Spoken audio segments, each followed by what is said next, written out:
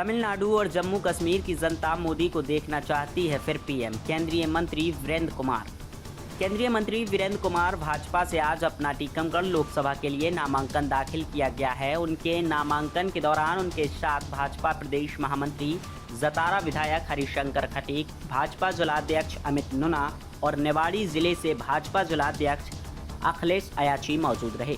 इस दौरान वीरेंद्र कुमार ने कहा कि इस समय पूरे देश में नमो नमो चल रहा है। पूरे देश की जनता में मोदी जी के लिए जो विश्वास भाव है, मैं जिन जिन स्थान पर जा रहा हूं, जनता का अपार स्नेह और प्यार मिल रहा है।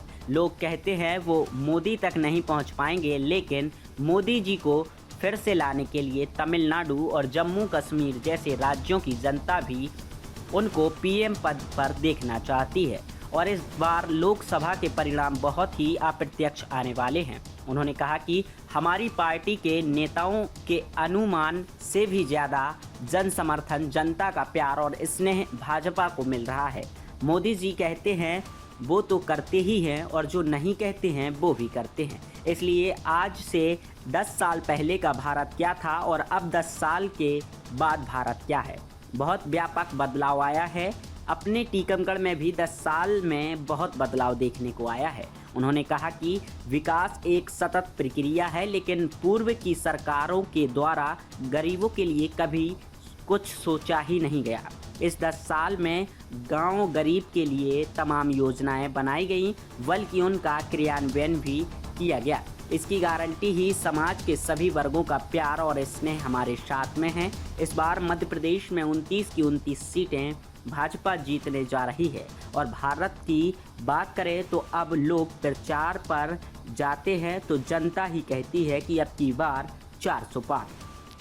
मुद्दे तो पूरे देश में एक ही चल रहे हैं और पूरा देश इस समय नमो नमो माननीय नरेंद्र मोदी जी के नेतृत्व में देश में जिस तरह से जनता के मन के प्रति जो विश्वास का भाव है, मैं जिन जिन स्थानों पर जा रहा हूँ, जनता का अपार स्नेह।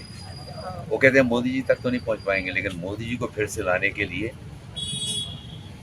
तमिलनाडु और जम्मू कश्मीर जैसे राज्यों की जनता भी जो है वो भी माननीय नरेंद्र मोदी जी को फिर से उस पद पर देखना चाहती है।